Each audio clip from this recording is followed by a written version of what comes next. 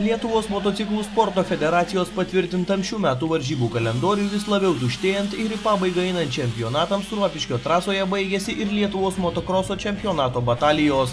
Šis etapas paskutinį kartą šiemet prie starto linijos subūrė daugelį sportininkų. Tiesa, kai kurie motokrosininkai dar žada dalyvauti ir komercinėse varžybose, tačiau į Rokiškio rajoną tą savaitgalį dauguma atvyko turėdami galvoje vienintelį tikslą – surinkti reikiamus taškus ir užlipti ant nugalėtojų bei prizininkų pakylos. Kaip ir įprasta paskutiniams etapams, sportininkai čia atidavė viską, ką galėjo. Ne vienas stengiasi atsukti rankeną iki dugno ar rizikuoti lenkiant pavojingose vietose. Buvo ir tokių, kas važiavo tiesiog vabank. Arba rizikuoji, aplenki ir pasipuoši medaliu, arba rizikuoji, griūni ir palaidoji viltis šiemet pasiekti titulą. Sportininkai kovojo vos prasidėjus kvalifikaciniams važiavimams, tačiau paskutinės jėgos visgi buvo puoselėjimos lemiamoms kovoms. Rezultatų apžvalgą ir čempionų pagerbimą tradiciškai pradėsime nuo tų, kurie pergalių siekia važiuodami keturačiais motociklais. ATV Open klasėje šį sezoną mažai kas pasipriešino Imantui Tamuliūnui. Vyras nemažai treniravęsis užsienyje, Lietuvoje pergalės šį sezoną skynė be didesnio vargo. Panevėžy per kvalifikacinį jau sikirto Denferis ir griuvau ir buvo trauma ir motociklas lūžo. Kokios dabar tikimybės, kokie šansai kelintam išlikti Lietuvos čempionate? Galiu likti trečias, jeigu abu kartus atvažiuosi antras rytoj.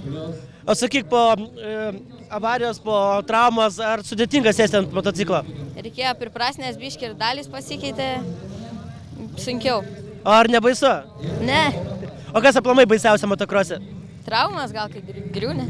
O starto nebijai? Ne, pirmus kartus buvo labai baisu.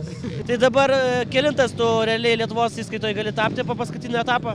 Trečias, jeigu Evaldas nevažiuos, nes jam lūžo ranką. O kitiems metams kokie planai, kokie reikalavimai, kokios perspektyvos?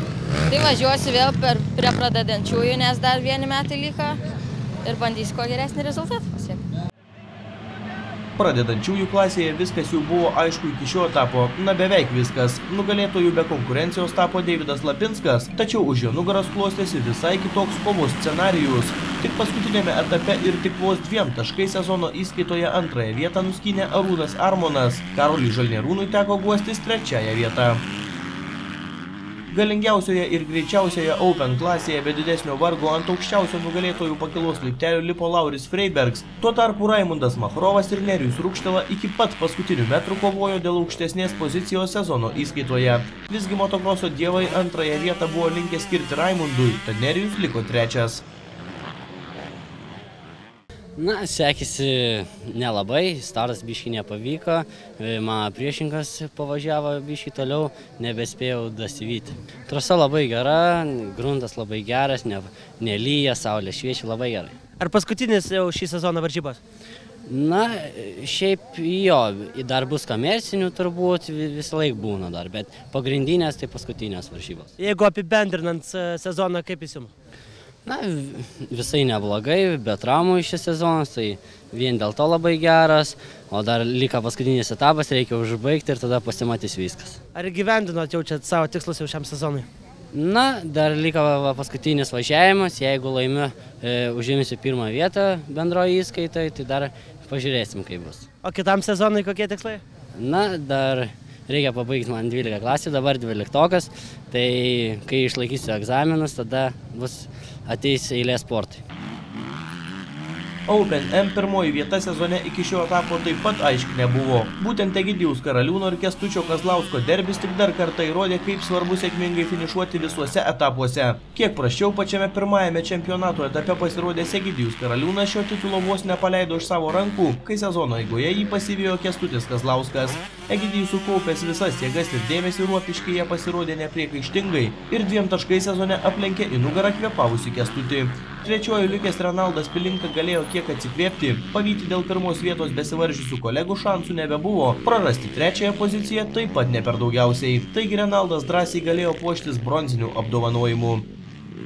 MX2M klasėje pergalę sezone džiaugiasi Tomas Valentas, MX2 Junior Laurynas Repečka, o MX2 klasėje nugalėjo kartu ir Open rikiuotėje važiuojantis Nerijus Rukštela. 750 kubinių centimetrų su priekabomis klasėje vienvaldžiai sezono lyderiais išliko broliai Gins ir Arnold Siliai. Jie nuo artimiausių persekėtojų atsiplėšė daugiau nei 50 taškų. Veteranų klasėje kova virė ne ką mažiau nei ten, kur varžėsi jaunimas. Tiesa, tokios konkurencijos ir minimalių persvarų čia nesulaukta. Gana užtikrintai važiavo visi prizininkai. Veteranų rikiuotėje geriausiai sekėsi savo klubo narių tiesiog seneliu draugiškai vadinamam Sauliui Stankui. Jis sezone aplenkė net 22 varžovus, o nuo artimiausio persekėtojo Romo Ridiko atsiplėšė net 42 taškais. Va tau ir senelis. V50 klasėje nugalėjo visus etapus ir 200 taškų iškovojęs Gintaras Stankevičius. Už nugaros palikęs ir Edmundą Magrovą ir Saulių Zalinkevičių. Šiaip nekaip sekės, teko nukrist vienam posūkį.